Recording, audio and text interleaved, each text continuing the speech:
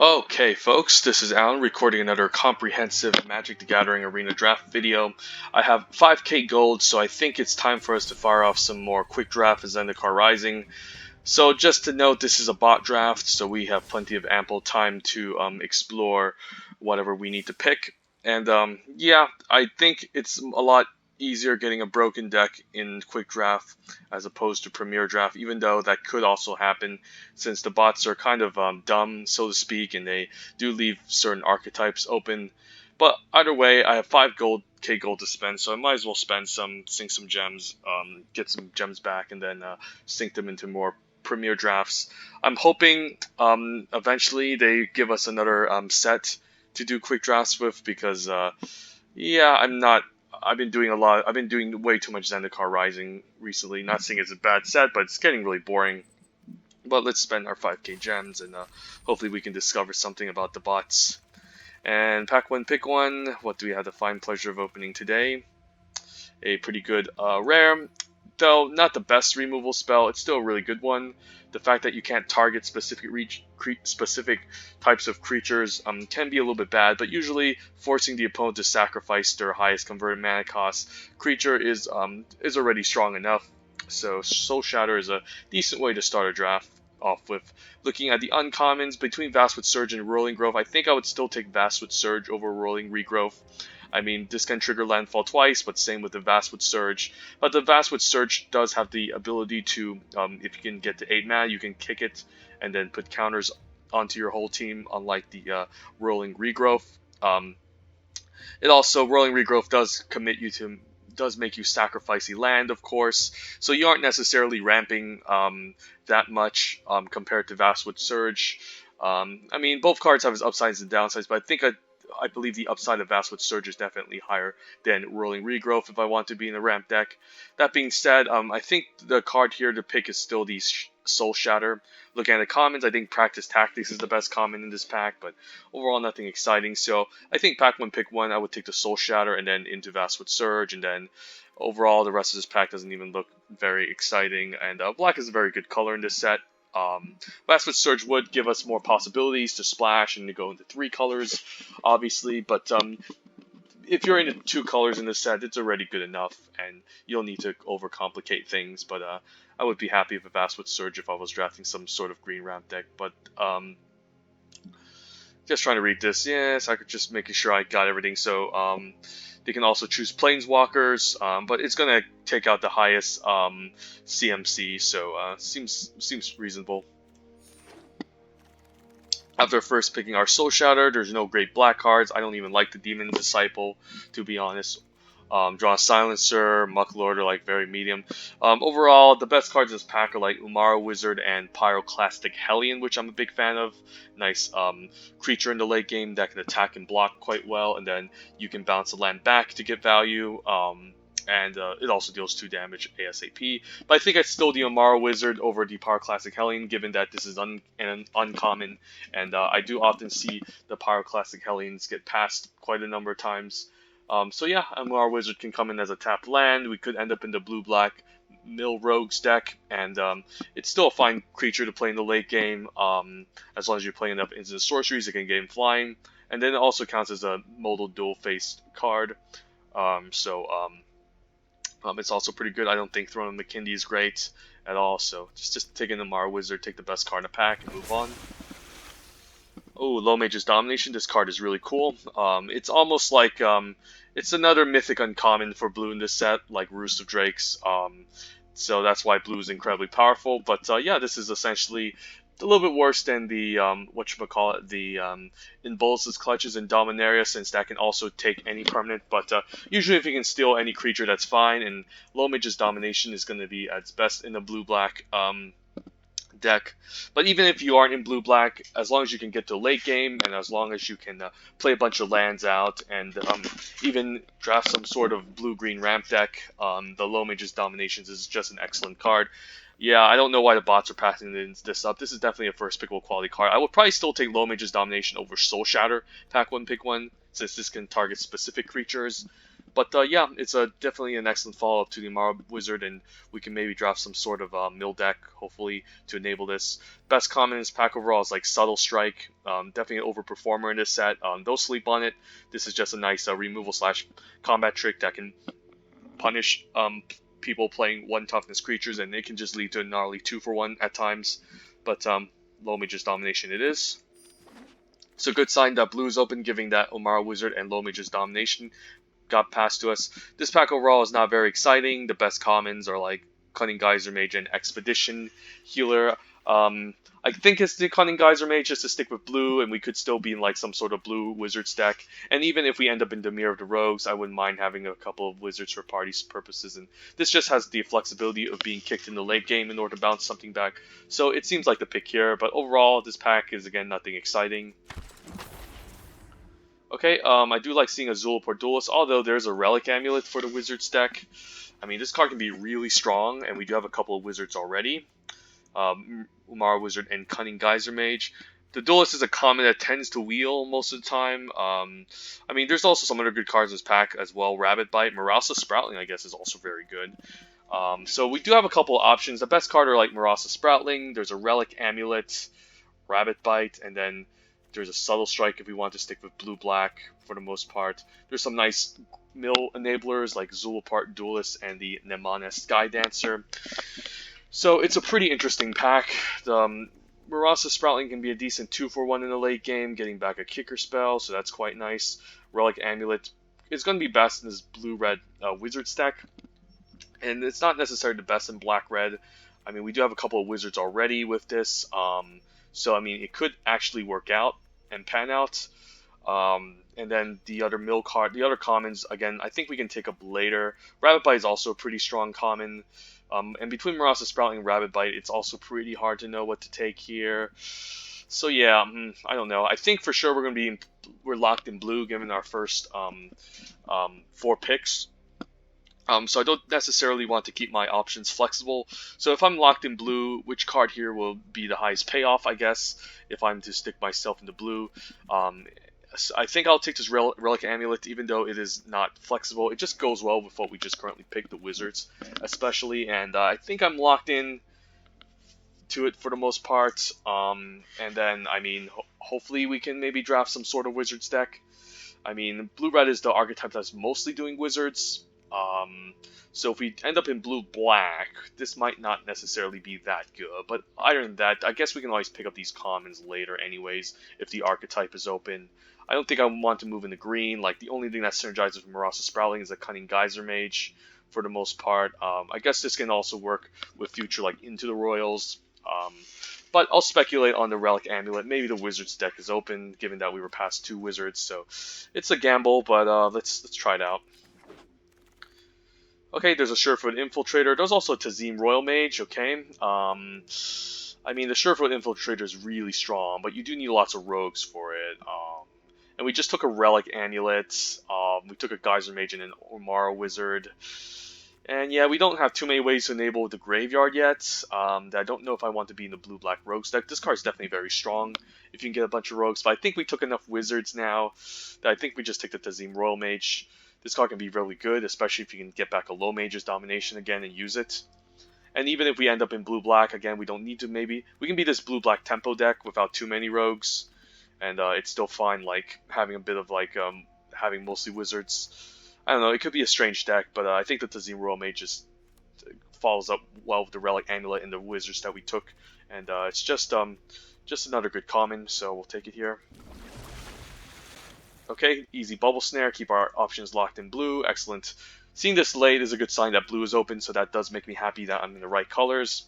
Alternatively, there's a Skyclave Shadowcat, which is best in the black-green +1/+1 counters deck, but can be a fine sack outlet if one of your creatures get locked down by enchantment-based removal, and you can gain a bit of value from it, but just take an easy Bubble Snare. I guess I can take my, it's either Molten Blast or Seafloor Stalker.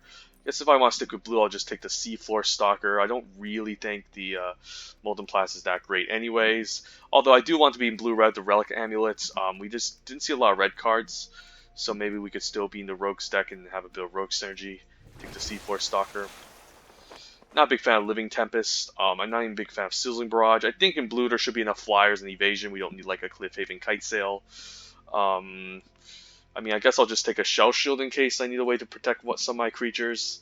Overall, not a very exciting pack. Okay, maybe just take a Cascade Seer as a nice wizard that fits well in the deck. Also, uh, decent payout, decent payoff for a bit of party synergies. So yeah. And I could just take a Cleric here. We can always take a Chilling Trap later.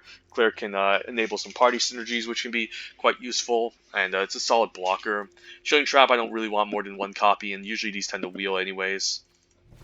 Take the creature for now, and I'll take my Deliberate in case we need one, since I highly doubt we're playing double Shell Shield. Right, even a late Zulaport Duelist. Okay, so blue is definitely open, and I'm glad that I'm in the right color, but I might regret taking like the Relic Amulets over some of the other blue-black cards that could have been better. But I mean, we have options to being like blue-black Rogues, blue-red Wizards. I don't know about blue-green Kicker. We did pass up a bunch of blue-green Kicker cards already. Marasa Sproutling, the Rabbit Bite, and also, I guess, the Scale the Heights, which would have been a fine one copy of. But we'll see where we end up. It's still pretty early, and hopefully I can build the right deck for this.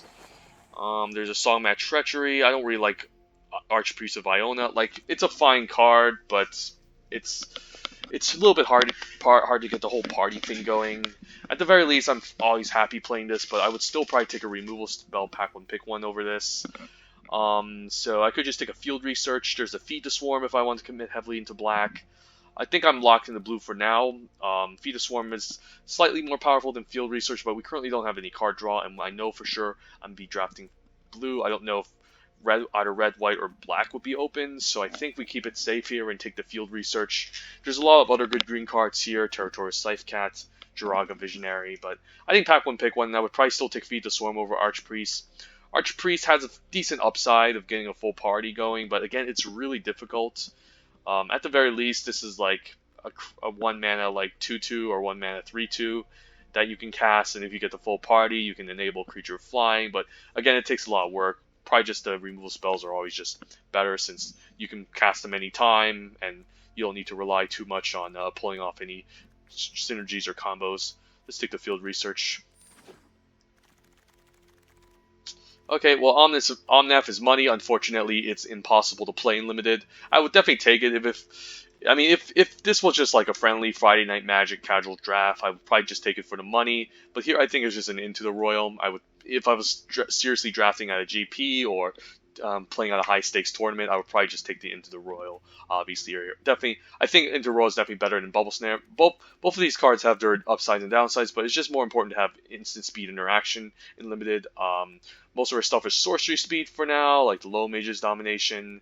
Cunning Geyser Mage is still sorcery speed.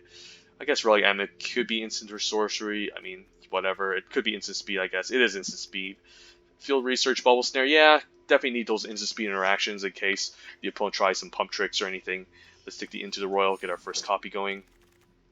Ooh, a Thundering Rebuke, although there's a Soaring Thought Thief. Alright, I guess we kind of have to make our decision here. I mean, the Thought Thief is just very good, right? But we barely have any rogues. We have 2 rogues. It does play very well with the Low Mage's Domination. Yeah, this is hard. I think it's between these two. Didn't see a lot of red in the early packs. So I guess we could still draft a Dimir Rogues deck and have a bit of wizard synergies going. And maybe we can just ditch the Relic Amulet. Overall, the Thundering Rebuke is also just not a wizard for our deck. It's a great removal spell for sure. I guess we could still be in blue-black Rogues with the wizards. In terms of removal, we do have Bubble Snare already, Into the Royal to a lesser extent. And we do have a Soul Shadow already in black. And yeah, we do kind of want to mill the opponent with the Low Mage's Domination. This is a little bit difficult. I could eventually just cut some of my wizards and just fill them in with rogues. We did see a couple of blue-black cards in the first pack, for the most part. We didn't see a lot of red. So I think we're still going to stick with blue-black rogues. We did see a bunch of Fairy Duelists in the first pack, some Expedition Skulkers, obviously, and an Nimana Sky Dancer as well late. So I feel like maybe, even though blue-red is the deck that we kind of want to be the Relic Amulet, I still think blue-black is a lot more open, so hopefully this doesn't come back to bite us. But I think I'll just take a Soaring Thought Thief, and as I say that, we get past the Kargan Intimidator. Although, Kargan Intimidator is not very good in a blue-red Wizard deck in the first place, so I don't have to feel that bad. It only rewards us for playing lots of Warriors. Yeah, we currently don't have any Warriors with this. Like, this would be pretty strong if we have a couple of Warriors and we can just, like, make a creature unable to block, so it counts as a pseudo-removal spell. So, probably not take the Kargan Intimidator here. Probably just take another Cascade Seer as a decent wizard for a Relic Amulet. I mean, there's also Drawn a Silencer, but I don't think we have too many parties. Let's just make sure we get another Cascade Seer.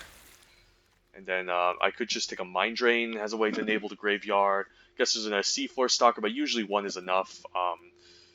It's usually not even that amazing of a card. Like, the Mind Drain actually helps the blue-black Dimir deck a lot by putting a bunch of stuff in the graveyard for potential synergies. So I think I'll take it here. Also, Shepherd of Heroes is quite strong, but we'll take the Mind Drain. I think we're kind of in the Grixis color. And a late Rockslide Sorcerer, although there is a Merfolk Windrobber, which is a slow way to mill the opponent out, but I think the Rockslide Sorcerer is just too good. Like, even in the mere mill deck, I don't even think this card is that great. It's just very slow at milling the opponent. I mean, there's Glacial Grasp, but I'm not going to take over a Rockslide Sorcerer. Okay, maybe we messed up. We'll see. Not going to play a Blight Priest in blue-black. Take a Kazul's Fury, I guess. So we missed out on the Thundering Rebuke, maybe. We'll see. We could still be in blue-black rogues. Just take them negates for the sideboard, why not? I guess I can still take my Glacial Grasp, which play best in the Dimir deck. So I'm happy seeing this. There's also a Draga Visionary pretty late. But I think our deck is either in the Grixis colors for the most part. Most of our cards synergize better in the Grixis colors in the first place. So we'll see. We still have outs to be in blue-black, so even though the Rockslide Sorceress was stupid glitch, sorry, gonna log out here and get back in. Yeah, the glitch is really annoying sometimes. Okay, now I can take my spare supplies in case I need a filler 2-drop. And I guess I'll take my Tormenting Voice, although we do have Field Research already in blue. I highly doubt we're going to be playing Sizzling Barrage. Like, Blue-Red Wizards, it's more of a tempo deck. It's not like super hyper aggro that you need exactly a Sizzling Barrage to punch through. So, we'll see. We do see a little bit of late red cards, but we did pass a Thundering Rebuke that does make me a bit sad. But I guess we have Soul Shatter, so maybe we could still force Dimir. We'll see. This is unplayable. There's a Songmat Treachery, which is decent. Best card in this pack overall is like, what, Rabbit Bite, Marasa Root Raiser, Core Celebrant. Yeah, nothing exciting in this pack. And in blue, there's enough better card draw spells. I don't need a Blood Price. I also don't care about party synergies of the Marauding Blight Priest. This is a bad pack. Let's just take a Songmat Treachery. And maybe we just end up blue-red after all. Well, although there is a Deadly Alliance versus Feed the Swarm. Relic Vial, best in the Black-White Life Gain Clerics deck. Cunning Geyser Mage is fine. It's a decent card, but it's definitely not at the same level as Deadly Alliance or Feed the Swarm. Both pretty excellent cards. And I think if we end up in Dimir, we do have a bit of Wizards going on in Rogues. And I guess we have a Cleric of the Chill Depths, which can give a discount for Deadly Alliance. So I might just take the Deadly Alliance here. I think Instant Speed Interaction is a lot more better than Sorcery Speed. And losing a life can be a bit problematic sometimes. So, yeah, I guess we're in Dimir again. And a Surefoot Infiltrator pretty late, okay. Although there is a Vanquish the Weak. How many rogues do we have? 1, 2, 3. Yeah, we also don't have too many rogues. So it's probably not going to be at its best. Maybe just take a Vanquish the Weak anyways. And then, yeah, I guess we're just going to be like playing blue-black Wizards. Yeah, maybe just ditch the Shell Shield. Ditch the Deliberate.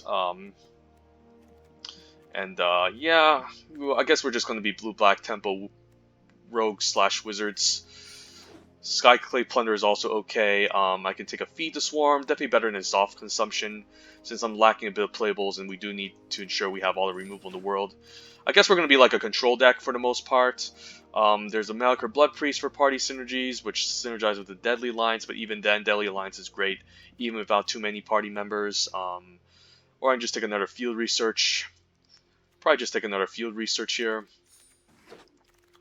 Make sure, I guess we're just going to be like blue-black control for the most part. Yeah, it looks like we're going to be in a control deck. So we're going to try to like kill the opponent's stuff, leverage our evasive creatures to win the game. I'll take a Skyclave Sentinel. We might need to fill a 3-drop. Not a great card for a deck, but I'll take it. Ooh, Relic Golem. I guess this can be an alternate win condition for our control deck if we can mill the opponent fast enough. Usually you want more mill enablers in the deck besides the Relic Golem, but even then, like, eventually if we can kill enough of their stuff, they'll have 8 in the graveyard and this can be fine. Not a very impressive card for a deck, but I think it's reasonable. And we think we have enough 4s. We'll take another Seafloor Stalker maybe. And I could just take a Chilling Trap with double Field Research. I don't really need it. I highly doubt we need Chilling Trap, although we have a couple of Wizards already. Although I don't really want to play double Cascade Seer anyway, so we'll take it. Okay, so a little bit of a strange deck. Ooh, Skyclave Plunderer could be decent. This is a pretty late card. Okay, I'll take all the card draw in the world. So yeah, unlike the typical blue-black deck, I think we're just going to be like this controlling deck. We're not looking to completely mill the opponent out, but we have a bit of mill synergy. I could also just go blue-black Wizards, as weird as it seems. So let's take a look at this deck. Let's take the removal spells to the other side. I think we're definitely going to play the Omara Wizard. Skyclave Plunder is a maybe, since we have enough card draw already. Cunning Geyser Mage could be a maybe. Yeah, let's put the interaction spells on the other side. Mind Drain might not be necessary, but it's a fine way to maybe enable the graveyard. Feed the Swarm is great into the Royal. So we have all the removal in the world, essentially. So we probably... Let's see. So the question is, how do we win the game? I guess we don't need spare supplies with all this card draw. I could just cut the Skyclave Plunder. We should have double Field Research already, which is already good with the deck. And we could just go 17, something like this. How many Wizards do we have again? 5 Wizards. Not a lot, but like we do have a lot of instances in like sorceries. So I think this Relic Amulet will actually be pretty good in the deck. The Seafloor Stalkers can serve as some sort of alternate win condition if we make it into the late game and we need some way to pump and attack across. I don't think we have enough ramp for the Skyclave Sentinel to be effective on turn 7. We have enough card draw, don't need Blood Price. Again, don't need Skyclave Plunder with double Field Research. We already have a Mind Drain already. Could consider a Shell Shield perhaps. No. Do we really need to protect our creatures? I guess the creatures I'm interested in protecting, like the Seafloor Stalker, maybe the Wizard, maybe the Soaring Thought Thief. I don't know. I mean, I think we should have enough ways to close out. Even the low mages dominations can steal their biggest bombs. And that can definitely win the game. But overall, this is simply a control deck with lots of removal. And I don't actually hate the Mind Drain in this type of deck. Just being able to 2-for-1 the opponent, drain them, enable the graveyard a bit. So eventually the Relic Golem can attack. The Soaring Thought Thief can get pumped a bit. And maybe the win condition might just be to mill the opponent out, in fact. If we can't get through by damage. So it seems good. We can go 17 lands like this. Omara Wizard is a mono dual-face card, but I'd rather just cast this, I think. So I think I'm fine going 17 and trying something like this, and hopefully it pans out. And the picture, I think the Domination is going to be kind of like our closer. Yeah, I could consider the Skyclave Plunder and go 16 lands with Umar Wizard as a tap land. That's also a possibility. I mean, this is a pretty strong card if you can cast it, but it is quite slow.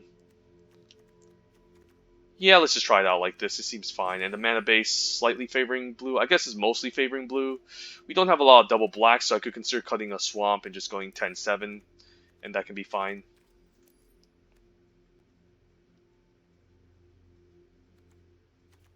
In terms of card draw, double Field Research into the Royal. I guess we have the Cascade Seers that can scry for a couple times. And okay, so mostly I don't mind kicking this on 6. This is going to be quite expensive to enable, I think. This is mostly going to be cast on 4. Same with the Bubble Snare. I mean, really, it's not like we need a lot of lands in this deck. So I could cut 1 land. Maybe Dimir Wizard just comes in as a land. And then we can just still have the Skyclave Plunder on 5. Pretty interesting. Let's just try it out. It seems fun. Let's experiment.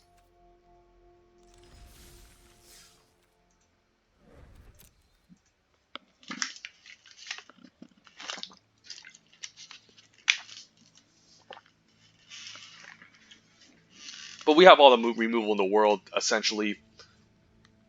As long as we're facing against another deck that doesn't have like a milling removal, we should be fine. Like the Nightmare would be facing against like another mill deck, or a deck that has all the removal in the world, and it's kind of like a control mirror matchup. I think we're going to be bad against other control decks, but against aggro decks we can definitely win pretty easily with all the removal. But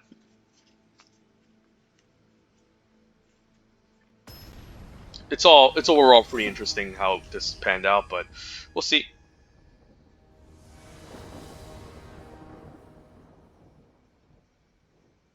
As long as we can keep the board clear, like we can just leverage the card draw advantage.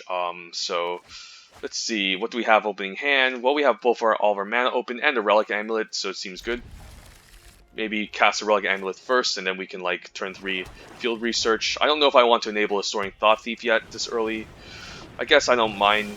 Yeah, I guess we'll play land and ambush the 1/1 with the Thought Thief. Hopefully there's no counter spell.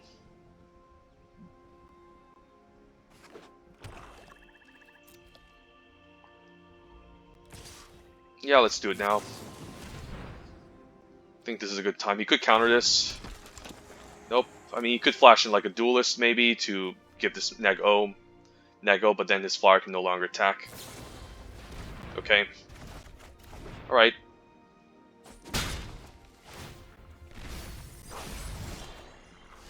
Okay, I don't mind just main phasing this. I mean, he could just have like another counter spell, so I guess I'll just main phase it to... So then, I can play around the counter spell instead. We can set up the Relic Amulet and eventually just go off with it.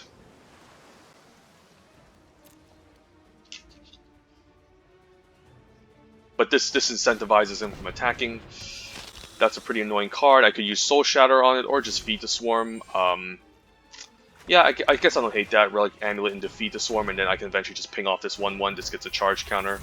Let's just do it now.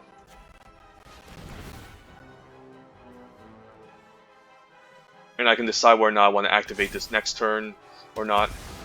And if he plays a 2 toughness creature, then the Relic Amulet, I can play Field Research, activate the Relic Amulet to deal 2 damage, and then we're in good shape. If not, I can just main phase the Relic Amulet, kill the Merfolk Wind Robber, and then get in for 2. But yeah, we're in a good spot here.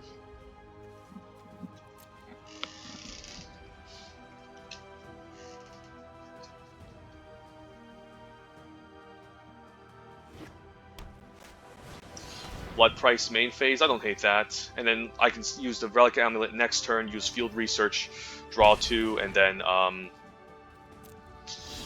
go from there. Alternatively, I can wait till turn 6 to kick the Field Research, but I think I have enough removal that I don't need to worry too much. And then I can play land, cast a Field Research to start pumping the Relic Amulets. And now I can attack and enable the graveyard a little bit better. Eventually I will get to 8, and this will become 2 power.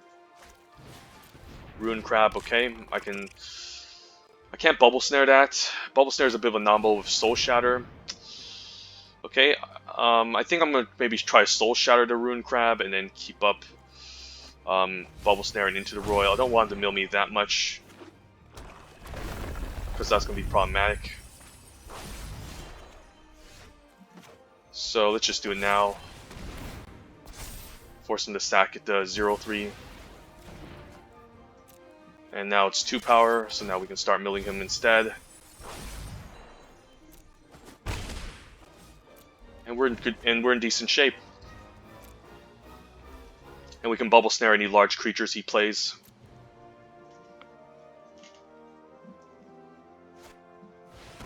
Okay, I don't really care about that. Expedition Skulker, I can kill that end of turn, why not?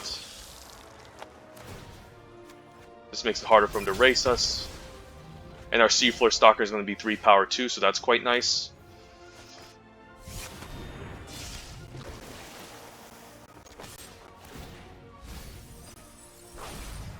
And I can eventually just kick the Tazim Royal Mage, get back a removal spell, and we're in good shape.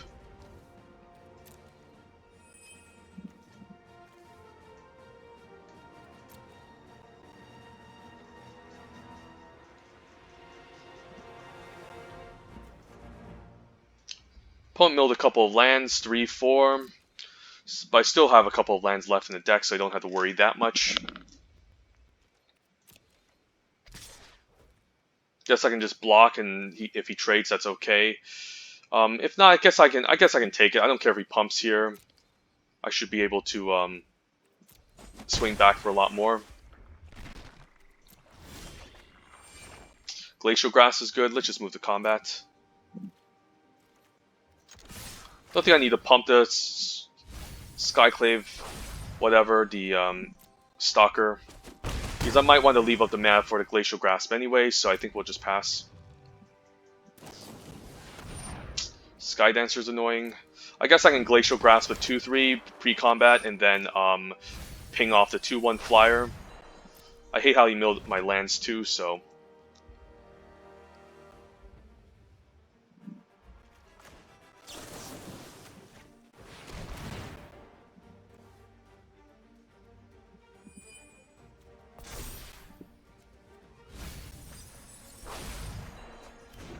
And I might as well just use a Relic Amulet now. Yeah, the problem with the blue-black creatures is that they tend to be small, so cards like Relic Amulet can definitely just take them out pretty easily. So now I don't mind just... I could just pump this, give this evasion. This still costs 5. It's not enough to kill him, though. I can kick a Bubble Snare and get him for 5, but I think I'm fine just kicking the Tazim Royal Mage. And I might as well just get back, I guess, like into the Royal. Don't really want to get Soul Shatter or Glacial Grasp. Yeah, we can just get back Glacial Grasp. Don't think I need into the Royal here. I'm attacking for 2 and enable the Graveyard. The 2-1 can trade for the 3-1, so we're in good shape.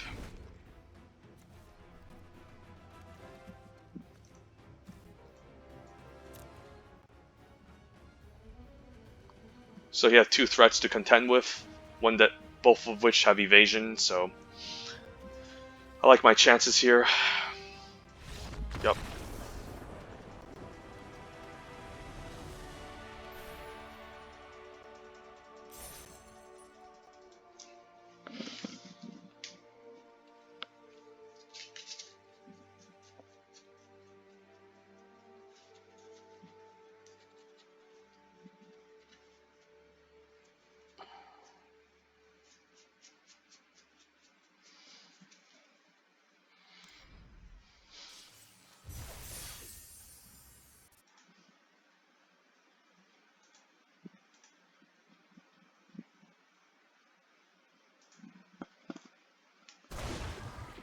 And we managed to run away with that one even with 16 lands plus the Umar Wizard. But it's mostly, I guess this deck is 17. Ooh, Relic Amulet on 2. Can't say no to that. Guess we're going to be keeping. I'm fine just playing out the Wizard land tap since we're pretty light on lands. And I do just want to ensure I hit my land drops constantly, so... Turn 2 Relic Amulet into Seafloor Stalker, and then maybe turn 4 Cascade Seer could be nice.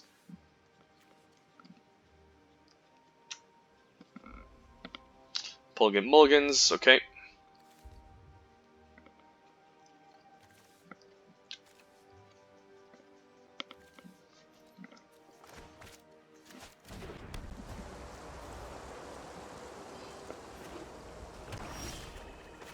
Alright, we got our 4th land, so this is looking great.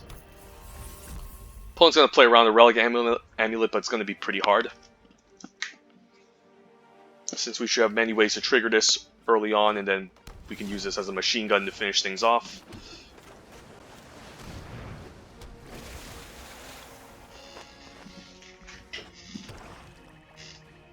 Okay, so still nothing.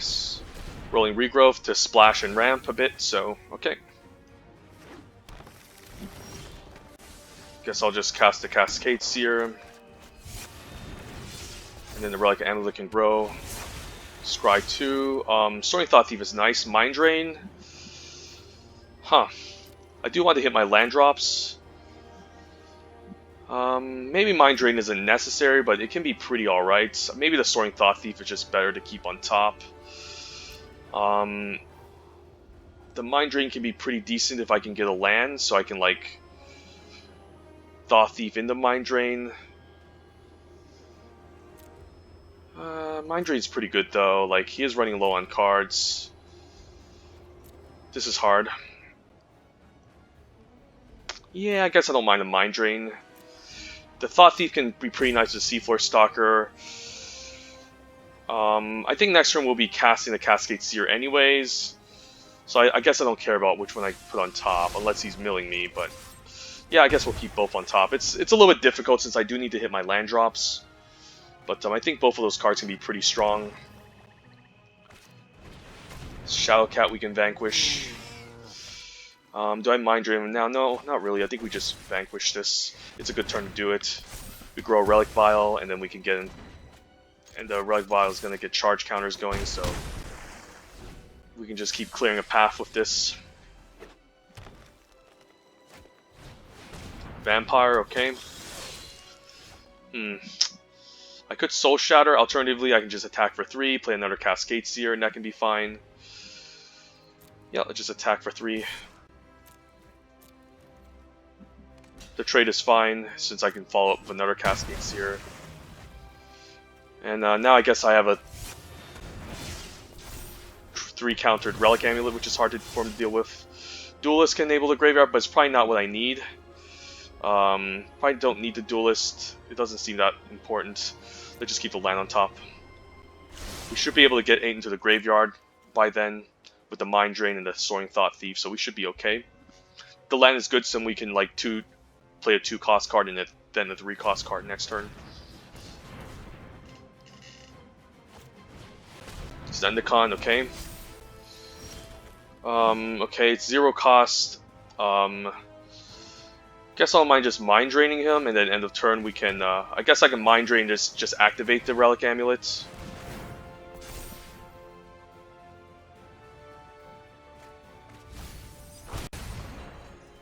Yeah, I might as well just do it now.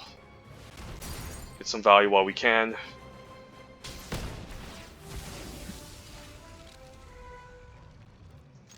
And we still have a Soul Shatter for anything that gets in the way. So some sort of blue-green, black-green ramp deck, okay. Blood Price, I think he's just dead here.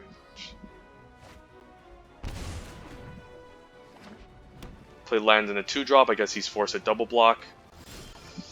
Okay, I guess he's just dead. Yeah.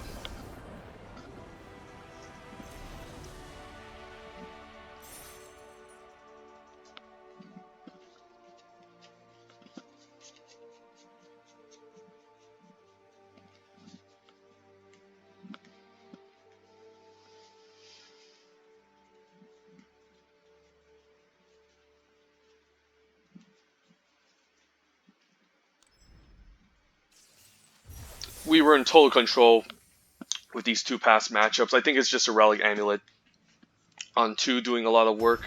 Mind Drain is usually not a great card unless you're ahead. Gotta keep that in mind as well. Okay, what do we have opening hand? I guess we're going to be playing this tapped, and then it's almost like the same hand we had last game, except we don't have the luxury of having a turn 2 Relic Amulet, but it still seems fine. 2-drop, 3-drop, 4-drop. If we top deck a blue source, I might just keep this in my hand to ensure I have a late game creature.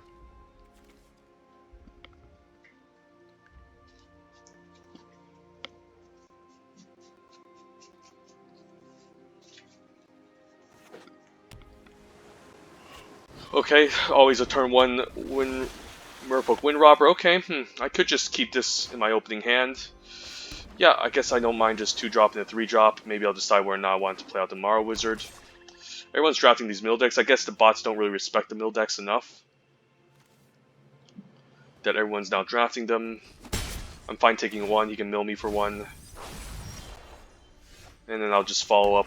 I could feed the Swarm here, but it could be used at a better creature.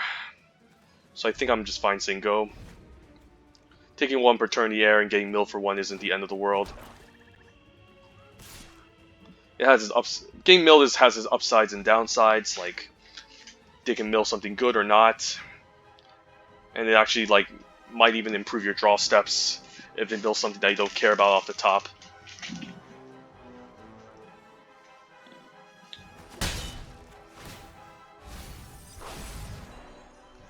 Getting mill 2 lands though could be problematic. So I might have to play the Samara Wizard as a tapped land eventually, but for now we'll just leave the Seafloor Stalker. Next turn I'll probably just play out the Samara Wizard tapped anyways, and play out a second Seafloor Stalker. Could see a Vanquish the weekend of turn. Yep.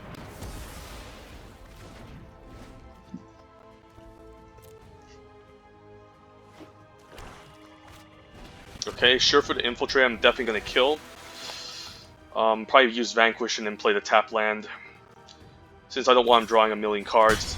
The opponent's already low on card advantage, so I don't want to give him any more ample time to draw anymore. So I think I'm forced to play this tapped, and then we can Vanquish main phase the 2/3, play around counter spells and potential protection tricks. And I gotta keep in mind that if I'm gonna scry, I want the Merfolk to mill whatever is on top. Amulet, okay, might not be that great since he's running low on cards. I guess I can't kill it because it's an artifact, but eventually I should be okay.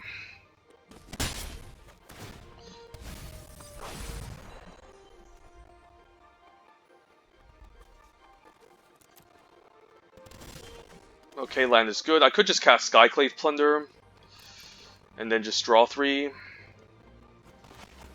Alternatively, the Cascade Seer can be better since I can just develop the board, put more creatures into play. But I don't mind the Skyclave, it's just efficient, it's on curve. And hopefully I don't get milled out completely, just draw 3, which is fine. And those are all good 3.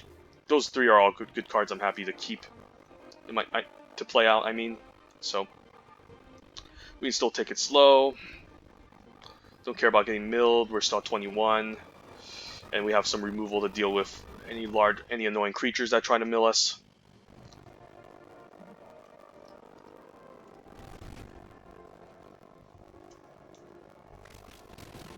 Another Relic Amulet, so he can just kind of try to machine gun off with this. But you gotta keep in mind, he still needs to pay 2 mana to activate this, so it's gonna take a while to get there. I guess he can now sack this to draw a card as well, so... Alright, he managed to take out our own Relic Amulet, so that's not that great for us. And I don't think I need to draw cards now. I think it's fine just playing out stuff, like this Cascade Seer, and then keep up into the Royal, in case I need to protect it.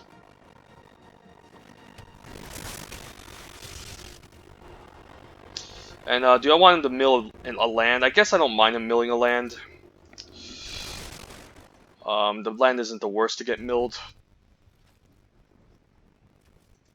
Even though I don't mind having the land, but either way, if I'm bottoming it, it might as well be milled.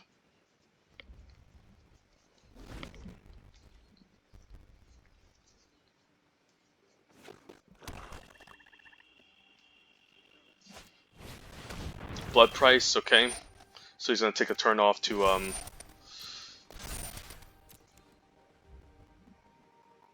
find some playables, and then we can just steal them or kill the creatures, and we should be in decent shape.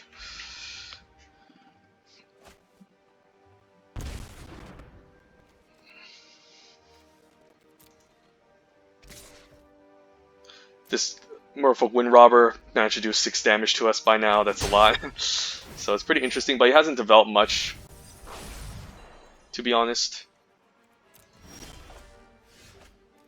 Okay, I guess I can field research and then play a 3-drop. Let's field research first.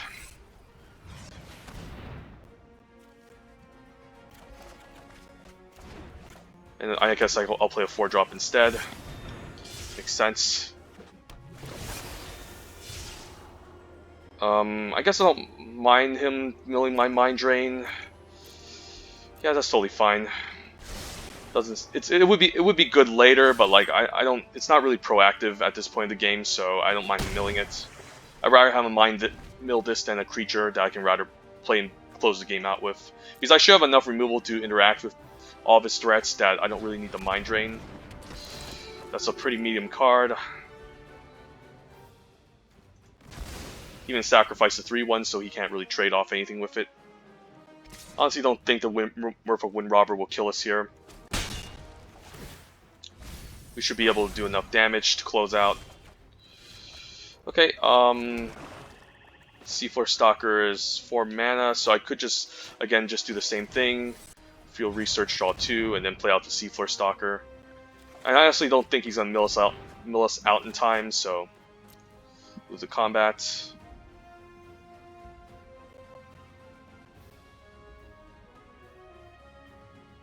Could see an Into the Royal.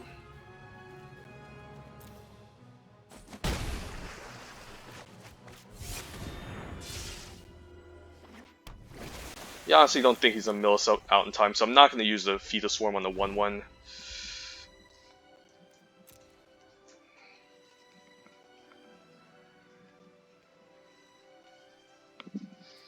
And I can also play the Into the Royal unkicked at the end of turn just to pressure the opponent even more. Overall, he hasn't been playing too many scary creatures. I guess I can bounce at end of turn, so I don't really care.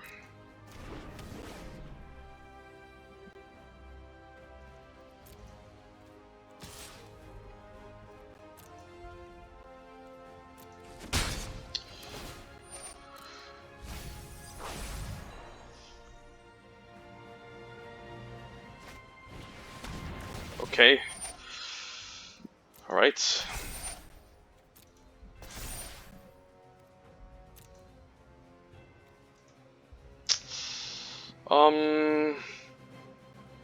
Yeah, let's ditch Defeat the Swarm.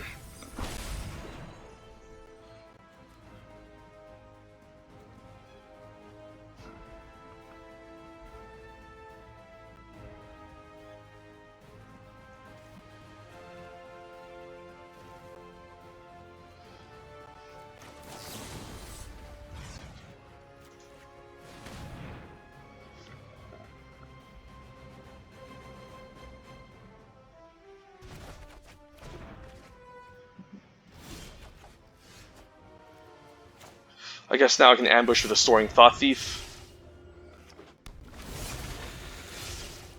I can just do it now and enable the graveyard, like, it's not that bad.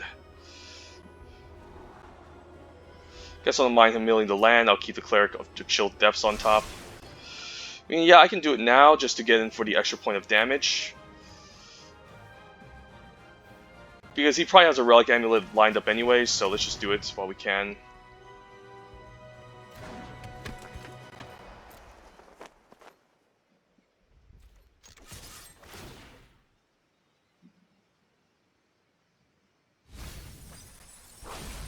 And that's 3 power now, so now we have an Air Force.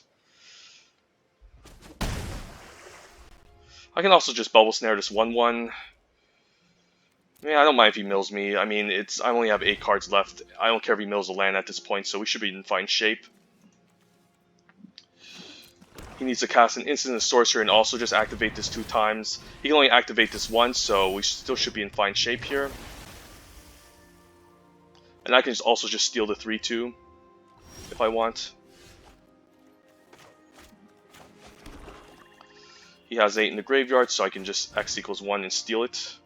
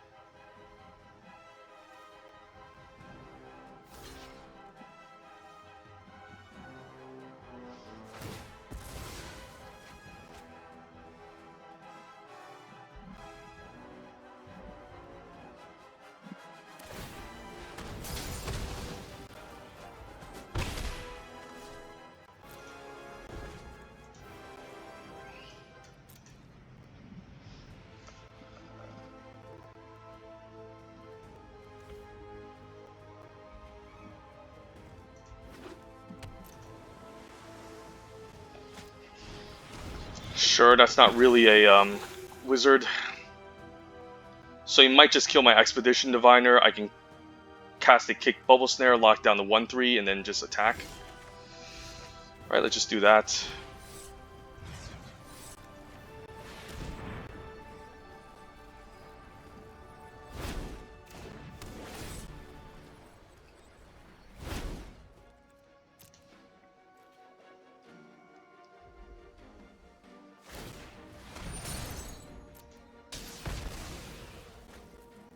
And hopefully the opponent's out of removal.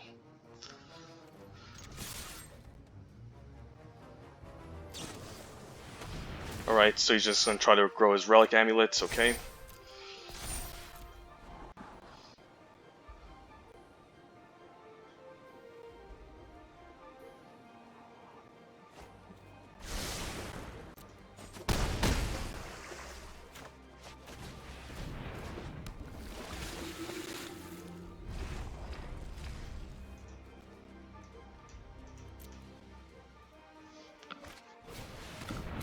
Master Winds, okay.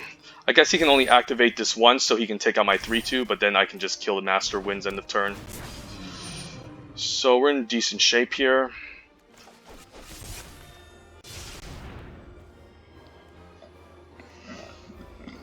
Gonna use the Deadly Alliance before he finds like a Malachur Rebirth or something off the top. Then even if he does, he's just gonna die, so... And he doesn't have enough mana for 2 activations. I guess he could, but he needs to cast another instance in sorceries, and this is at 3 toughness, so I think we got him.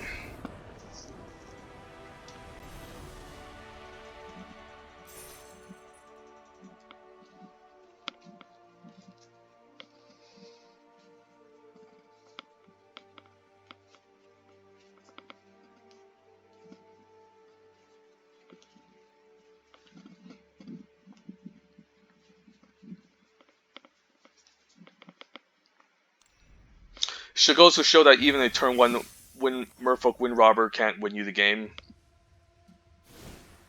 If you don't have enough better creatures and support to go along with it. Yep, seems good. Let's just keep trying.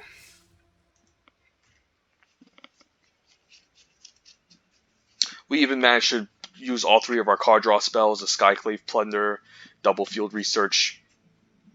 We still managed to win that one.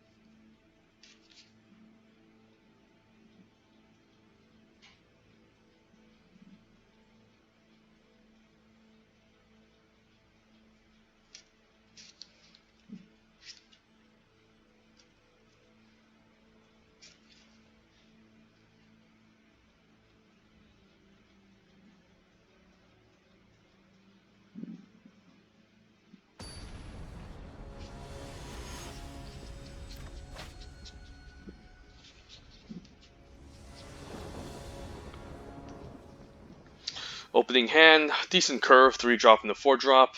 Unfortunately, again, no Relic Amulet turn 1, but we're on the play, so I think we're going to be keeping. And hopefully we don't face against another Dimir deck, because this is like 3 Dimir decks in a row already. Okay, no Dimir. That's actually pretty interesting to note. But Black-White Life Gain deck can be pretty scary.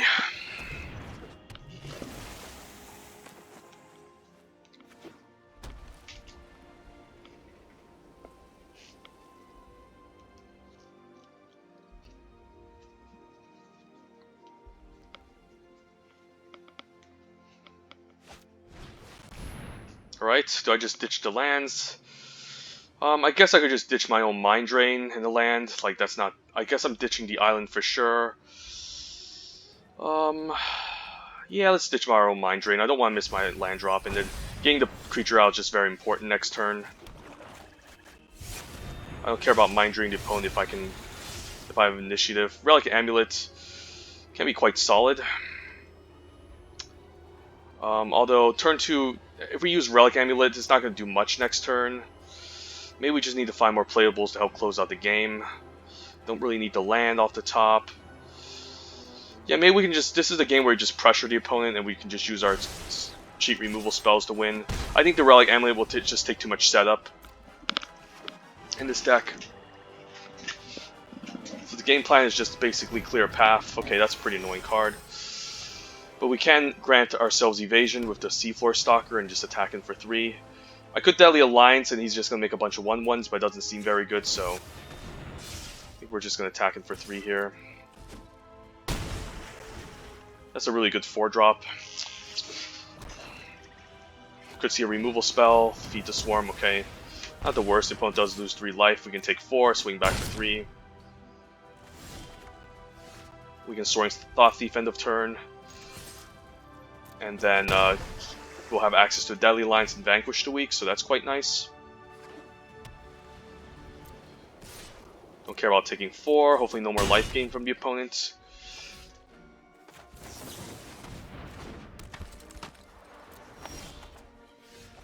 We can even Soul Shatter and force him to sack it, that's not bad. Let's move to combat.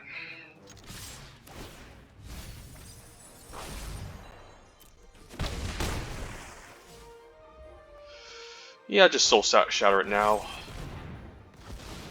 So then he doesn't get the 1/1 tokens. And I can play around some weird spell that he might use to kill his own Myriad Construct and make a bunch of 1/1s with. So we're in decent shape.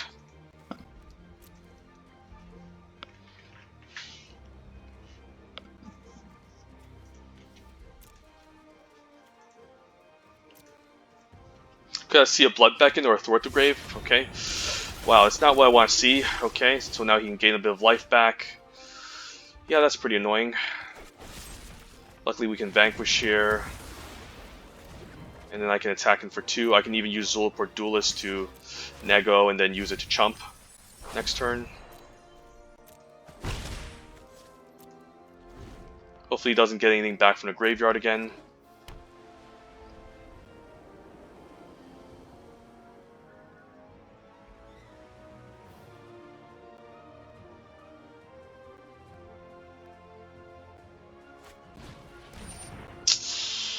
Okay, so yeah, the recursion from white-black life gain is really annoying.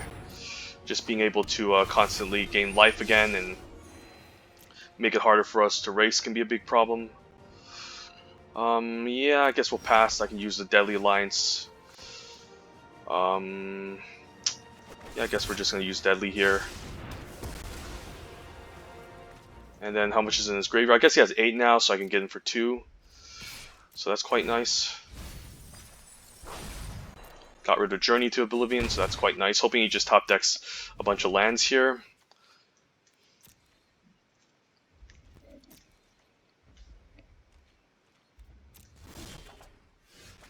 Bubble Snare we can always kick.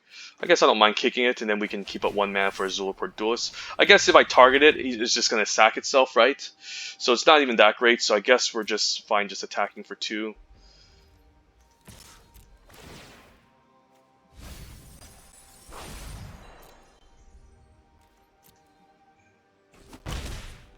And then the C4 Stalker can also help close out the game.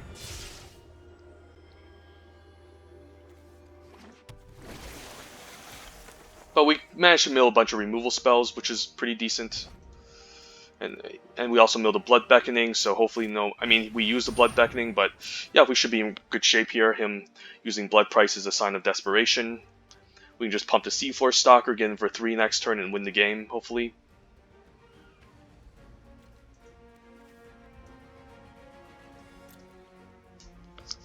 Mirror Construct is a really good blocker.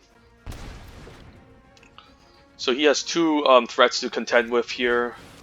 Feldar isn't going to do it because I can just pump the Seafloor Stalker and make it unblockable.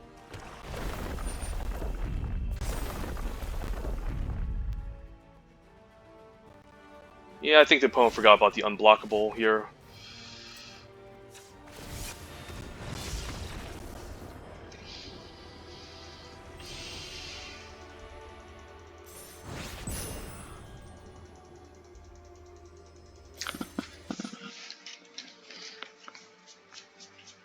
Even with Thwart the Grave and Blood Beckoning, we still managed to win. Getting back his Angel of Shepherd.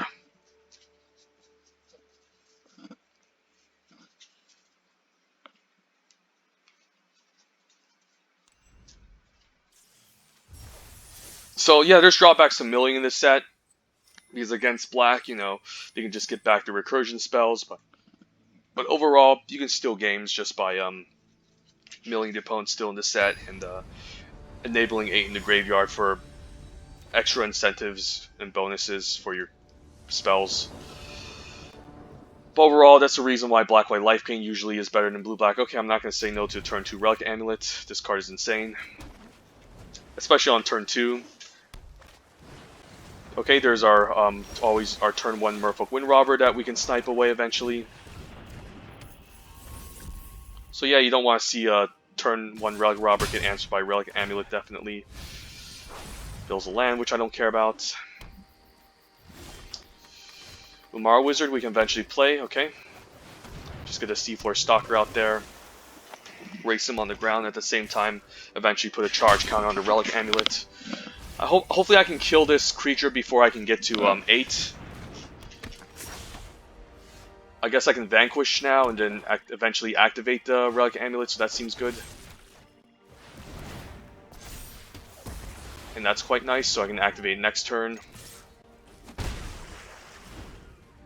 And then decide where or not I want to play the Umara Wizard as well. Soaring Thought Thief milled. Visionary, pretty annoying card. I guess I could just Umara Wizard and then eventually just kill it.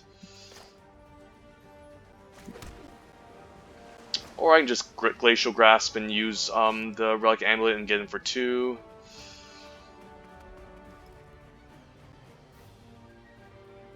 Huh, this is very interesting. The Umara Wizard would be the more greedier play, which I actually don't mind, since I can next turn just use 2 mana to take down the 2/1, get milled for 1, and then I can use Glacial Grasp on a large creature, and then just activate this for 1, killing the Merfolk Wind Robber.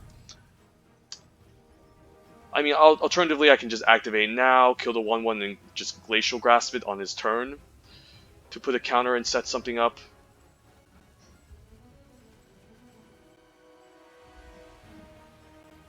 Now let's get greedy here.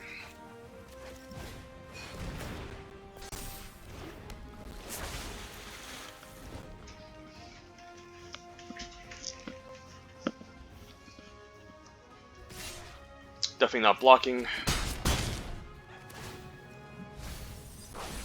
I don't care about Mind Drain, the opponent has enough stuff in their hand. Okay, the Beetle. Okay, I don't mind just, I guess, using the Relic Amulet, then using Deadly Alliance. I only have 5 in the graveyard, so he's not going to gain any card advantage. Let's just kill this while we can before it makes a million 1/1s.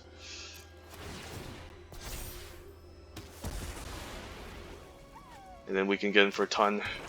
Might as well play out land, because if he does have a Mind Drain, I might as well have my land out. This way I can kick a Field Research eventually to do something, okay. Happy seeing a Field Research get played. Alright, I guess I'll just activate now. I could just kick the Field Research though, but I guess I'll just save it next turn. I just want to get rid of this before he can draw a card off of it. And I might as well just pump and attack, I think.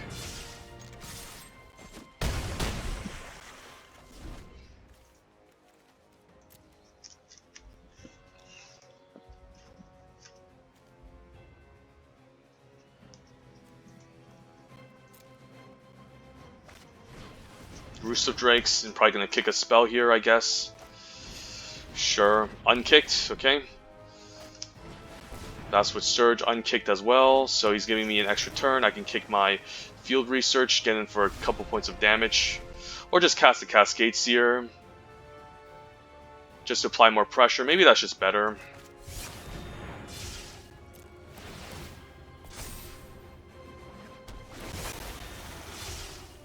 Don't think I need more lands. We'll bomb them both.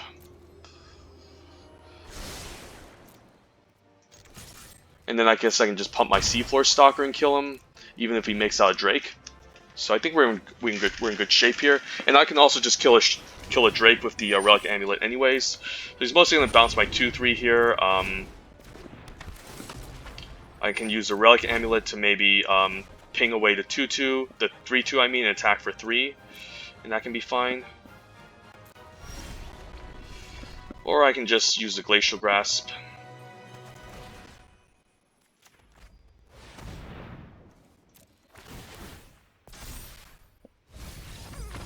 Yeah, we got him. Sweet, yeah, the deck is functioning the way I planned it. So this could just be a nice 7-0 video for the bot drafts.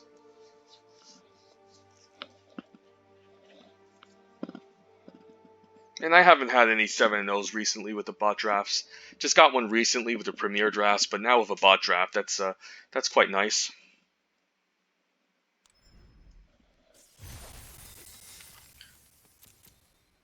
Alright, so 5-0, let's keep this up.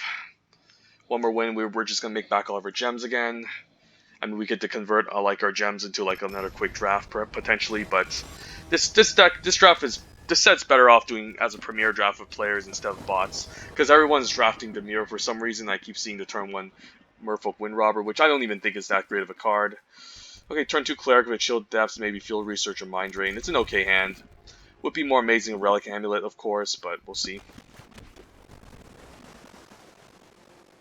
Could we see a turn 1 Merfolk Wind Robber? Okay, green. Alright, another green drafter, that's alright. Could kick a Field Research next. I mean, I guess we can Mind Drain or play Field Research. I might just cast Field Research. I have a lot of card draw in my deck already. And I have a turn 5 Skyclave Plunder, so just wanted to find more action. The Mind Drain isn't going to be this beneficial this early on, since the opponent has a bunch of cards in their hand that they don't mind just chucking into the graveyard. Champion we can always block and hold off.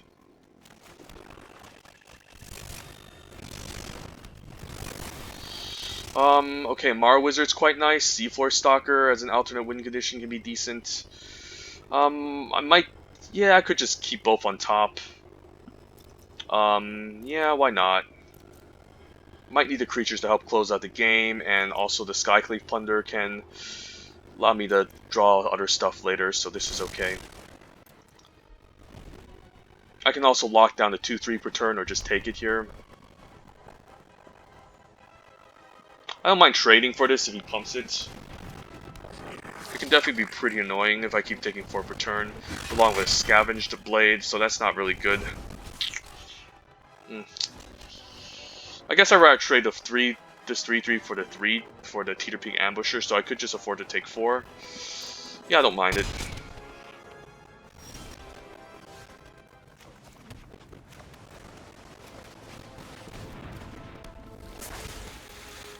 Yeah, I'd rather trade the 3/3 with the Teeter Peak Ambusher instead, and I'm fine taking 4 still. Like, this is a much more scarier threat that I'd rather kill and trade off for instead of the 4/3. Alright, I guess I don't mind taking 4 again, and then hopefully he doesn't have any more warriors, but I guess he can move the blade around regardless. So could have a pump trick here, that can be pretty annoying.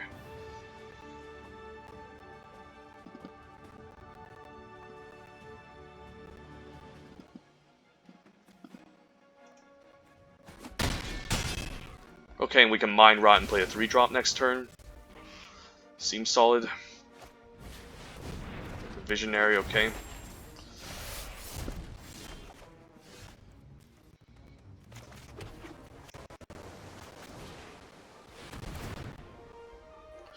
Do I attack as a 4/3? I guess I don't mind attacking.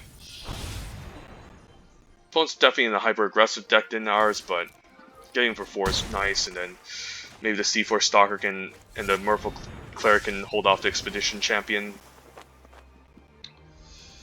Or we can just block and trade, I don't know. I'm definitely trading for one of these, I don't know which one I want to trade for.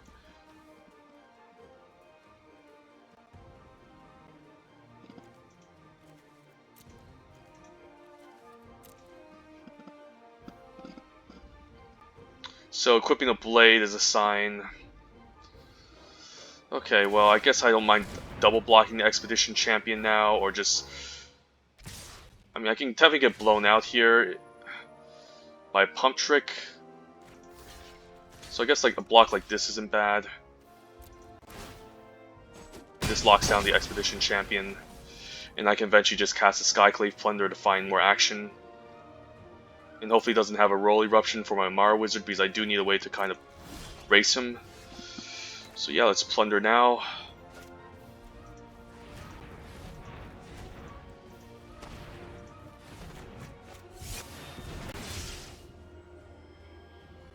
Ooh, Deadly Alliance and Tazim Royal Mage, and I guess I'll get another Black Source. Well, this is looking very good. And then we'll play a Black Source, attack it for 4.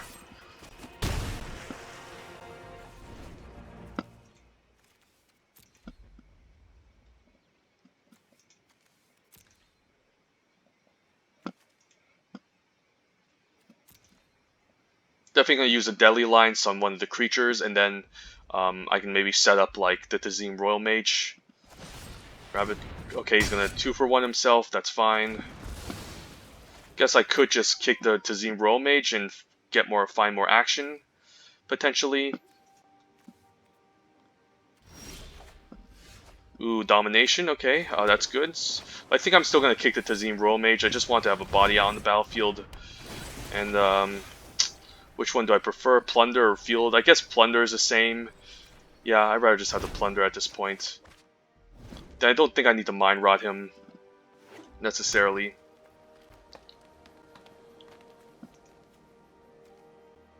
One more card in the graveyard, and Domination could cost 1 less, so that's quite decent. Spark Mage is pretty annoying, okay. Don't really want to care. I don't really care about killing the Spark Mage.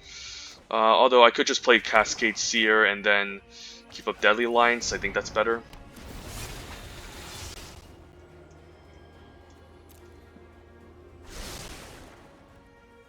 Yeah, and I could just use Deadly Alliance away the 2/2 if he tries to equip to make him spend his whole turn.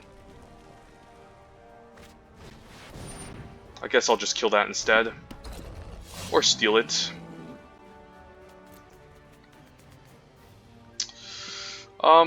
Pretty interesting. I guess I'll steal it. Seems like a pretty good creature steal. I mean, it's not a great usage of it, though. So maybe I'm fine using Deadly Alliance here. And we can be a little bit more greedy and find better stuff to steal.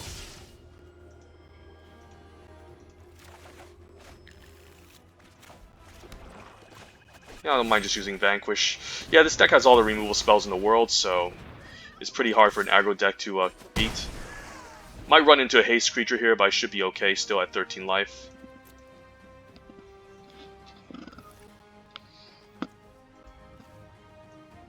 Managed to draw through almost our whole entire deck.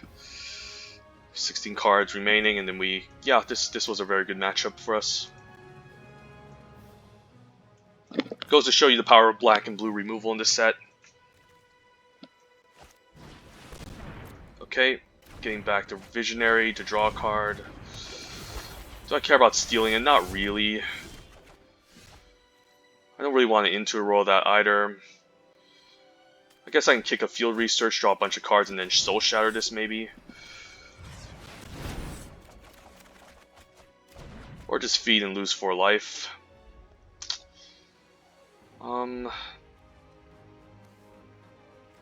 Just Soul Shatter this.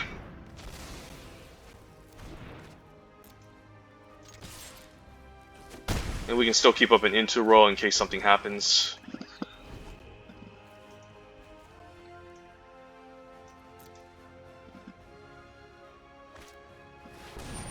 Okay, Electromancer, sure.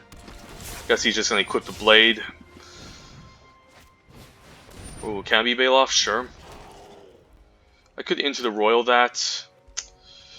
Nah, let's just play it slow still. Wow, we have all the removal spells in the world. So what we can do is we can just... guess we don't have lethal still.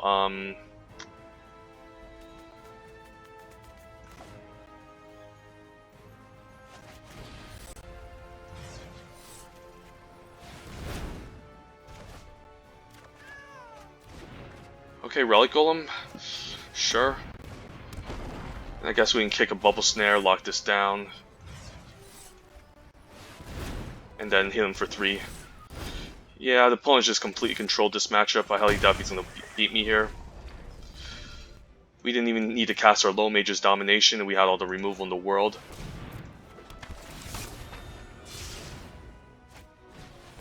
Sure, I can still block this.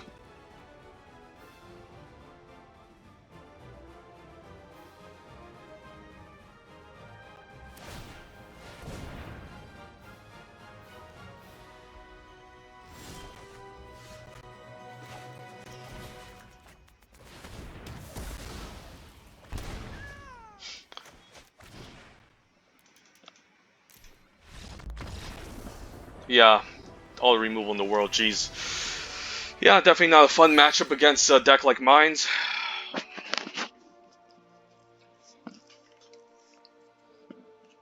So this is another variation of the blue-black deck instead of the hyper aggressive tempo rogues deck, where you're trying to play lots of rogues and try to win through either mill or through damage and evasive threats. This deck is just looking to grind the opponent out with a lot of removal spells, taking advantage of using card advantage to take over the late game, and yeah, just trying to kill the opponent with evasive threats. So yeah, this is a different variant of the blue-black Dimir deck. Not necessarily an all-in rogues deck, but just a solid control deck that's out to grind the opponent, kill other stuff, steal their biggest bombs, and then chip in for little points of damage with overall okay creatures. Not too much top end for our part besides the low mage's domination, and not too many large creatures, but yeah, it's mostly just a slow grind fest against our deck.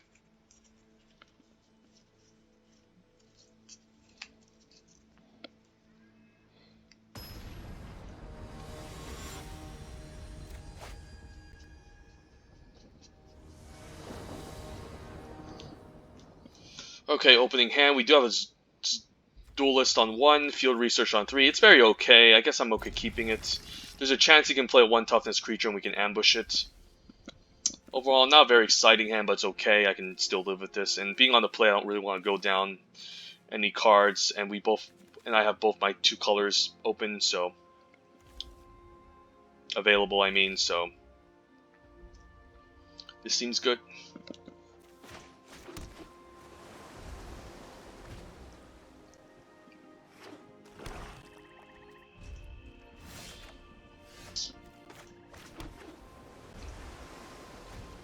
Next turn I might just field research to find some action.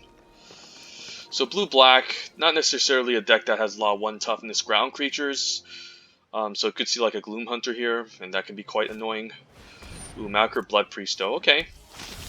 Sadly I might have to take a turn off to ambush that. Or not, I mean, yeah, I'll take a turn off to ambush. Maybe next turn we can do it, but this is just too mana efficient here. I don't want to miss out on hitting my land drops, so to speak. Though it does make him less incentivized to attack into a Seafloor Stalker that's 3 toughness. Okay, never mind, it's a 3/2 now, so you might just attack into it, and I'm fine just using Duelist to knock it out.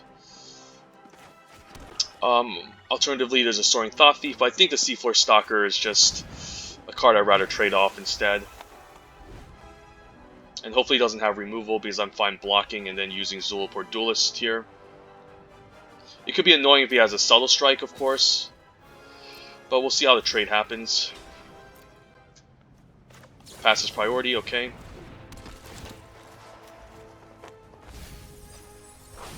Ooh, even milled Grakma and Acquisitions Expert, but he can always get them back with Thwarted Grave or Blood Beckoning, so I don't know if that even benefits me for milling them, but we'll see.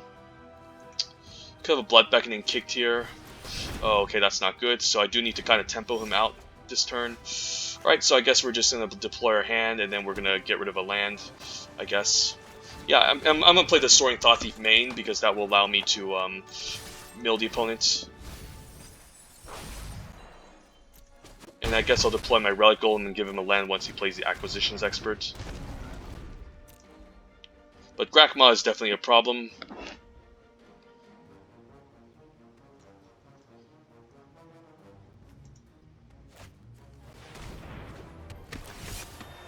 You can have a land opponent.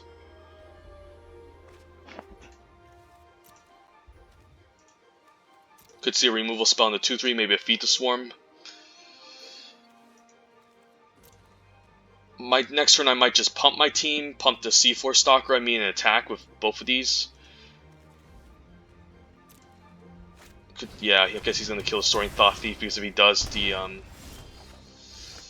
okay, I guess I can just pump the team, and end of turn I can mill the opponent.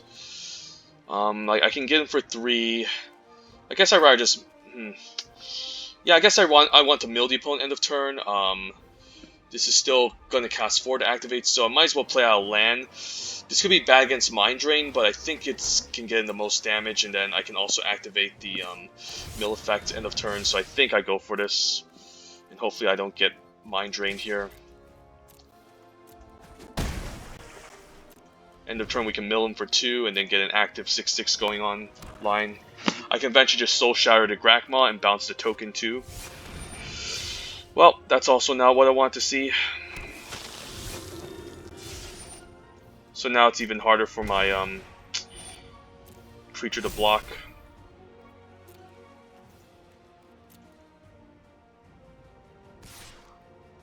So yeah, I can't block this profitably, but that's okay. I'm fine taking 1, and then the 1/1 can hold off my 2/1 anyway, so we'll do that. And I think I'm going to save the Into the Royal. Might need to have it kicked.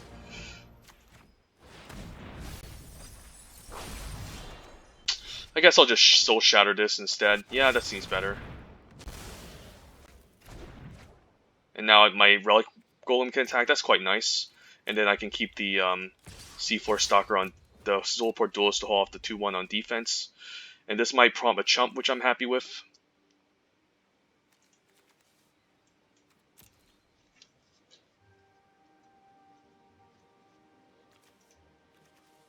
Wow, he takes it. That's good. And our C4 Stalkers can maybe help close out the game, perhaps.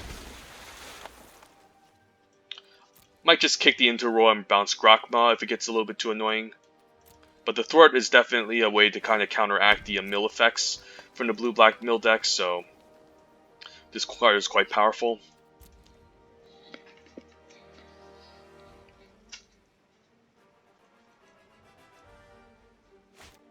Okay, Grakmaw is going to be annoying.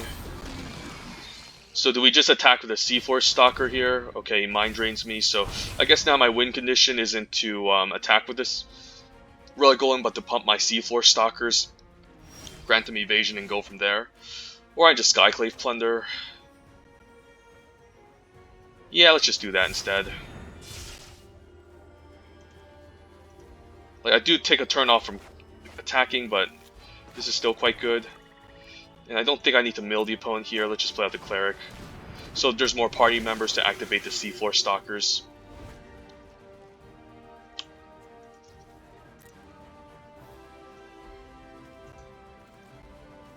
So yeah, so top decking this was quite nice. Another Colony kicked, okay, we can still hold that off. But he might just be trying to grow Grakmaw at this point.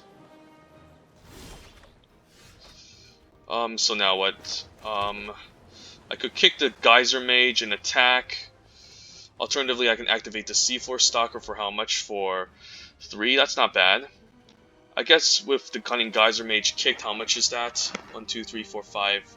I guess I can activate for 2 instead. So I could still use the Cunning Geyser Mage here. But do I need to really bounce anything? I guess I can bounce a 4/4 to put him off tempo, but yeah, I guess we do it. And we can do it on the Nara Colony to make him replay it.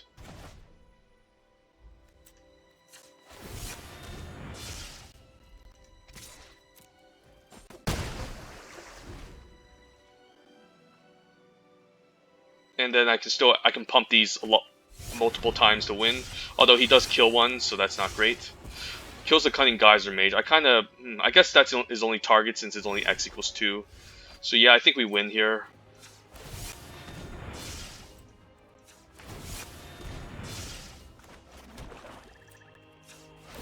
And that's 7 damage, okay. Exactly lethal. And yep. Nice 7-0. Haven't drafted any blue-black decks yet. And this one isn't the typical one. It's mostly just a control deck that's trying to leverage the removal spells and again, just try to outgrind the opponent and then just win with the evasive threats for the most part. So yeah, I'm glad to showcase this type of deck. And I haven't showcased any blue-black rogues deck yet. And this was also a quick draft, so kind of took advantage of realizing that the bots don't really respect blue-black Dimir rogues, since all we saw was nothing but Dimir. I guess we faced against like 4 Dimir opponents. Like I think 3 of them have a turn 1 Merfolk Wind Robber. But yeah, pretty good deck, and I'm just gonna do a quick overview. It's essentially a 16 land deck with the Umara Wizard. The reason why I still kept it at 16 lands is because our curve is not very high. There's only 2 4-drops. Deadly Lines is mostly going to be a 3 or 4-drop removal spell. Skyclave Plunder is kind of like our only top-end spell. Field Research I'm always happy to cast on turn 3. Of course, kicking it is nice, but even then, turn 3 casting is quite nice. Geyser Mage, I guess, could have been kicked on 6, but it's still an early creature. So let's just move the removal spells to kind of get a quick overview. There's 3 games where Relic Amulet turn 2 just kind of stole the matchups. I think all 3 of them were against the Dimir. No, actually 2 of them were against the Dimir Rogues deck, and then 1 of them was against like a green-blue kicker deck, and we managed to use this on like a Merfolk Wind Robber, and we use this on a Jiraga Visionary. So Relic Amulet can be really strong if you play in the right deck, but it's obviously not great in the late game. Better off if you can cast it as early as possible. So it's definitely a card that's a bit of a commitment, so I don't know if I would always first pick this card. Like I would still probably take into the Royal Deadly Lines or Royal Eruption over at Pack 1 Pick 1 to keep my options open.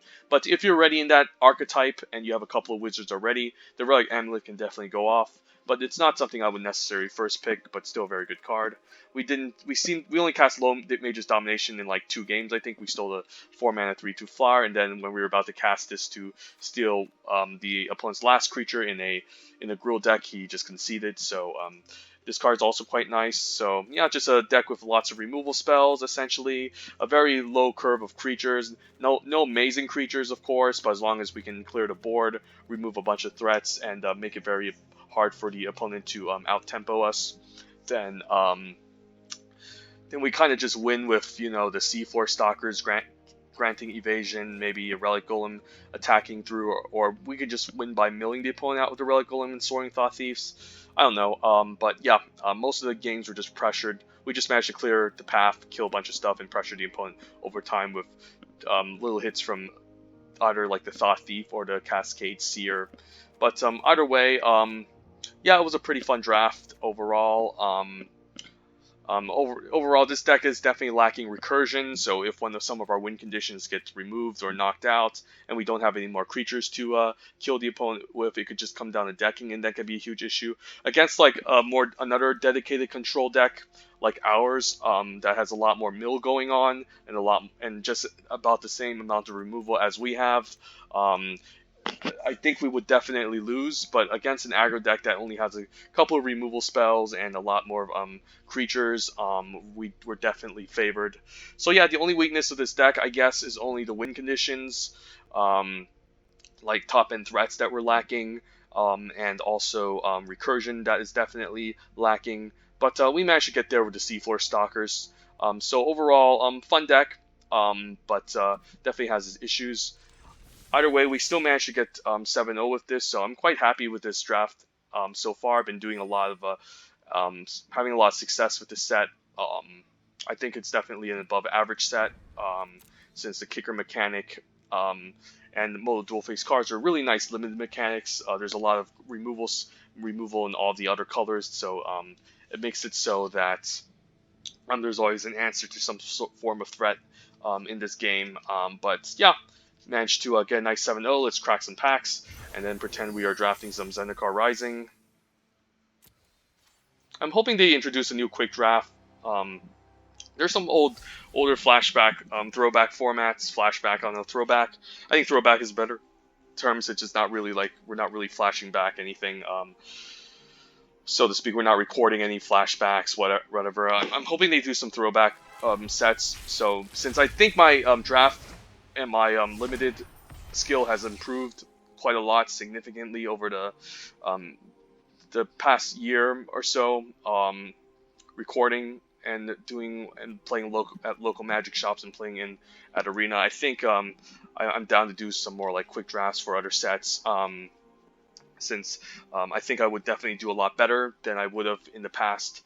But anyways, pack one, pick one between Merfolk, Falconer, and Bubble Snare. I'd probably take the Falconer since, again, there's a lot of removal at common in the set. Even if you don't end up in blue, you can there's always removal in the secondary color. Bubble Snare is great, but Merfolk Falconer is just a great win condition. It's a nice top-end threat that's difficult to destroy. 4 power, 4 toughness is very difficult to deal with. Attack past. And overall, it's just a flyer which can help close out and hit pretty hard. So yeah, I'll probably pack one, take a Merfolk Falconer. Great in any blue deck, especially in a kicker deck, especially in a Wizards deck, and even in a blue-black Rogues deck. Like, this is still a decent evasive threat to help close the game out with. So yeah, Merfolk Falconer is excellent. And then second pick will probably be the Bubble Snare as a cheap, efficient removal spell. Yeah, Skyclave Shade is just too broken, right? It might not block, but the fact that you can just cast it over and over again whenever landfall comes in is pretty absurd. And a 3-power creature is definitely difficult to block in the early game. So it mostly won't be traded off for the most part, and it should do enough damage that it makes it very difficult for the opponent to race against you. I guess since it's a 3-power and it's difficult to block, and it does trade off with pretty much anything, almost most creatures in the early game, besides the 1/4 the blocking, healing, the core celebrant, the cleric. It makes it so that the opponent does have to find a way to kind of race you in a sense. And it also makes it very difficult for them to race as well. So it does put the opponent kind of on a clock with this type of card, because it's, again, going to chip in for 3 every single turn. Hey, and guess what? If this dies early on, you can still kick it later with 2/1/1 counters on it. So then it becomes a 5/4, which is I guess it's a 5 mana 5.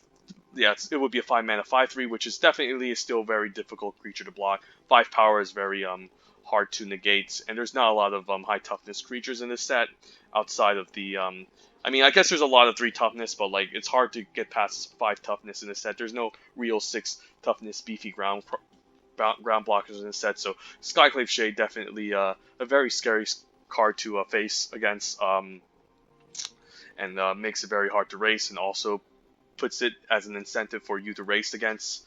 So yeah, Skyclave Shade would be the first pick here, and it probably takes Into the Row as my secondary pick, as a just, again, interaction is important, especially instant speed interaction. Yeah, probably would just take the Into Royal over like Skyclave Shadowcat. Skyclave Shadowcat, probably the 3rd best card in this pack. Ravager's Mace, even if you're in the black-red party deck, like, I'd be happy playing the Ravager's Mace, but it's not necessary. Black-red aggro should have enough ways to punch through that the Ravager's Mace is not a necessary component of it. But yeah, Skyclave Shade, broken rare.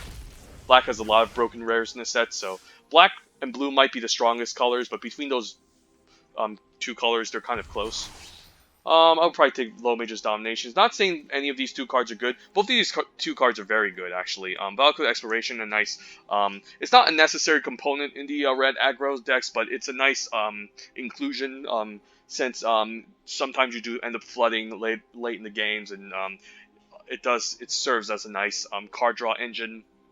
And even if you won't cast your spell, you still manage to deal 1 damage to opponents, so it's pretty solid. But again, in red aggro decks, you don't necessarily need to have a Valakut Exploration to make it work. So it's definitely a good card, but there's definitely a lot more first pickable quality cards over this, like this Rockslide Sorcerer. I would probably take the Rockslide Sorcerer over Valakut Exploration. Like, Exploration can go in any red deck, but again, I think the fact that aggro decks can essentially kill the opponent without the Valakut Exploration makes me want to take this a lot less. And even if you end up in like the blue-red Wizards control deck, like there's Field Research, which can draw you cards, Tormenting Voice, so you don't necessarily need to place a high emphasis on this, but it's definitely a really good card. I think pack 1 pick 1 is a Low Mage's Domination, has a nice 2-for-1, still the biggest bombs, plays best in the blue-black Dimir mill deck, but also can be great in like any late-game blue control deck that's looking to ramp, or get to the late game with lots of mana. But Rockslide Sorcerer is also definitely very powerful, especially if you can chain together a bunch of instant sorceries and wizards and ping things off. That's great. So yeah, probably pick low mages and then Rockslide and then Valakut Exploration. No amazing commons. I do like Kazandu Stomper for landfall synergy though, and modal dual face cards. Yeah, Shia is easily the best card in the pack. I think the second best card in this pack is by far the Low Mage's Familiar. Definitely a great card. And all the kicker spells are very excellent in the set. Just having a nice 3-drop blocker that can help you ramp and then reward you for kick spells can be quite nice. The worst feeling, however, is to get your Low Mage's Familiar killed by like Vanquish to weaken the set. But as long as you can untap with it, it can definitely be really difficult for the opponent to race. And yeah, Blue-Green Kicker is a very good archetype. All the kicker spells are good. And then yeah, it can definitely go head to toe with like a black-white life gain deck or even a blue-black mill deck. If you have enough payoffs and powerful win conditions and removal spells and interactions in the deck. But easiest Shia, Core Blade Master probably gets third place. I mean I don't sleep on the red-white aggro decks. They can actually be really strong. Core Blade Master, don't sleep on this card. If you draft the red-white Warriors deck and you have an equipment out and you can give all your Warriors double strike, this card can be really strong. It does have its downsides, however, it's 1 toughness. There's a lot of ways to deal with 1 toughness in this set, especially the Rockslide Sorcerer in the last pack. There's also the Relic Amulet in this draft that can deal with 1 toughness easily. And there's also Subtle Strike, which can deal with 1 toughness easily. So the Core Blade Master, although not a huge priority as a pack 1 pick 1, can be definitely a very strong card in the red-white Boros Warriors deck if you have a couple of equipments, but I wouldn't take it over like either the Low Mage's Familiar or the Ashaya Soul of the Wild. Best common is like Blood Beckon, but again, I don't want to play more than 1 copy of Blood Beckon, usually my black decks, since it can be pretty expensive to use, but you do need to kind of get into a late game with the Blood Beckoning to make it work, because if you're getting run over by aggro, it's not a great card in your opening hand, but yeah, easy Ashaya. And red-white aggro, the Warriors can definitely be a very strong deck, so don't sleep on it. It's pretty solid.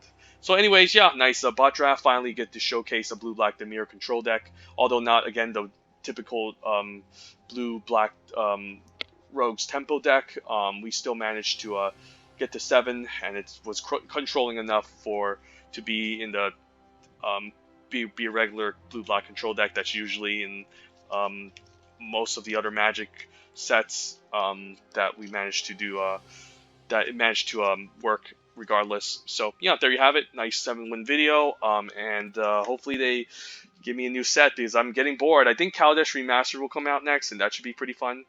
But in the meantime, I'm hoping they conjure up something new for me to draft. So so have a great day. Take care. Bye.